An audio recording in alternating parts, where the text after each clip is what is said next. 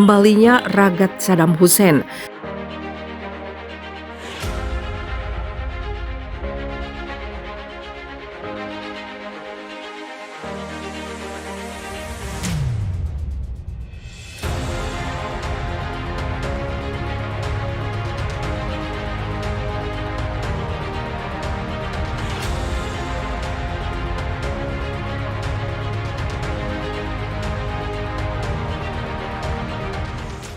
Sempat bikin gempar dunia pada kemunculan perdananya tahun 2021 silam. Kini anak dari mantan pemimpin Irak Saddam Hussein kembali bikin barat terguncang. Bagaimana tidak, isu Ragat kembali ke dunia politik bikin ketar-ketir barat, khususnya Amerika, Timur Tengah dan juga negara musuh Irak era Saddam Hussein lainnya. Tidak terkecuali Israel. Dikabarkan Ragat akan melanjutkan peran dan kepemimpinan sang ayah untuk melakukan balas dendam atas apa yang telah dilakukan negeri Paman Sam. Ragat mengatakan topik memecah belah Irak telah menjadi salah satu opsi di panggung politik. Dia juga menganggap bahwa masa pemerintahan ayahnya adalah masa-masa mulia bagi Irak, tetapi juga mengakui bahwa itu telah diperlakukan dengan kasar dalam kasus tertentu. Ketika presiden Anda adalah Saddam Hussein, Anda harus memilih antara kemakmuran dan kebebasan, katanya. Dia mengatakan bersumpah untuk menghadapi semua orang yang menghinanya dengan menuntut mereka kembali. Menyusul invasi Irak oleh Amerika Serikat, akhirnya penangkapan dan eksekusi ayahnya. Ragat menggambarkan waktu itu sebagai bagian tersulit dalam hidupnya. Kini dia bangkit kembali untuk membuat musuh-musuhnya sang ayah menerima balasan. Bagaimana pendapat Anda?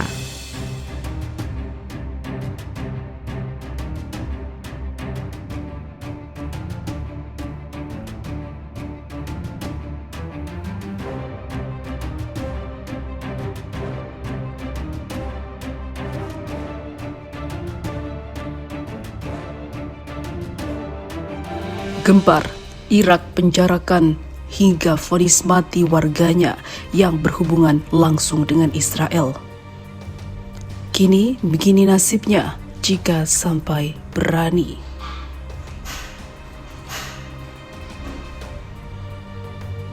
Amerika Serikat tak terima dengan undang-undang yang disahkan di Irak yang mengkriminalisasi normalisasi hubungan dengan Israel. Amerika Serikat mengatakan undang-undang tersebut telah mendorong ke arah lingkungan antisemitisme. Parlemen Irak juga dianggap telah merusak kebebasan berekspresi. Belakangan ini Amerika Serikat memang telah mendukung langkah Israel untuk menjalin hubungan kembali dengan negara-negara tetangga, khususnya di Timur Tengah. Amerika Serikat tidak merasa senang dengan keputusan Irak.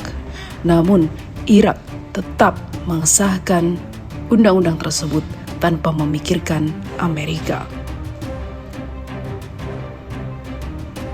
Amerika Serikat mengakui sangat terganggu. Departemen Luar Negeri Amerika Serikat menegaskan kembali dukungan Amerika Serikat kepada Israel untuk menjalin hubungan dengan banyak negara. Amerika Serikat menganggap hal tersebut dapat mempromosikan perdamaian dan kemakmuran yang lebih luas, namun itu tidak berarti untuk Irak. Karena diketahui parlemen Irak kompak untuk tidak berhubungan dengan Israel. Bahkan jika sampai ketahuan ada yang menjalin hubungan dengan Israel, maka akan segera dilakukan vonis mati. Hukum tegas dari Irak ini sepertinya membuat banyak sekali sekutu Palestina berbahagia. Bagaimana tidak, Israel adalah sumber biang kerok kekacauan di Timur Tengah, khususnya Palestina dan bagi umat Muslim dunia.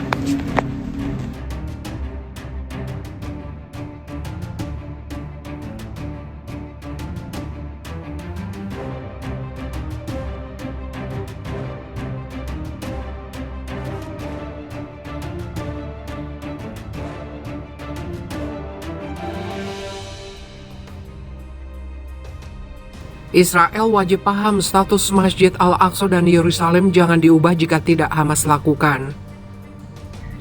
Pemimpin Hamas Ismail Haniyeh mengancam akan melancarkan aksi balasan terhadap Israel jika negara tersebut berani mengubah status quo Masjid Al-Aqsa dan Yerusalem. Hal itu disampaikan Haniyeh saat peringatan 35 tahun berdirinya Hamas. Kami benar-benar tidak akan mengizinkan implementasi rencana Zionis di Masjid Al-Aqsa atau di Yerusalem secara lebih luas. Pedang Yerusalem belum dan tidak akan disarungkan, kata Haniyeh dalam pidatonya dikutip laman Time of Israel. Dia menegaskan tugas Hamas untuk menjaga Al-Aqsa tidak akan pernah luntur. Hamas telah membuat kesepakatan dengan rakyat kami atas Masjid Al-Aqsa yang diberkati, telah menjaga kedalaman rasa hubungan Islam dengan Yerusalem dan Al-Aqsa. Komentar Haniyeh muncul di tengah kekhawatiran atas penunjukan pemimpin sayap kanan Partai Otzma Yehudit Itamar Ben-Gvir sebagai Menteri Keamanan Nasional Israel dalam pemerintahan baru di bawah kepemimpinan Benyamin Netanyahu. Sebagai tokoh yang dikenal anti-Arab, naiknya Ben-Gvir ke posisi tersebut diprediksi membuka peluang bagi kaum Yahudi untuk dapat melaksanakan peribadatan di sekitar komplek Masjid Al-Aqsa. Selama ini, sejumlah aktivis Yahudi telah mendorong agar warga Yahudi diizinkan melakukan peribadatan di sekitar situs tersuci ketiga umat Islam tersebut. Ben-Gvir bahkan telah menyerukan agar pembatasan kaum Yahudi untuk memasuki dan beribadah di Al-Aqsa dicabut.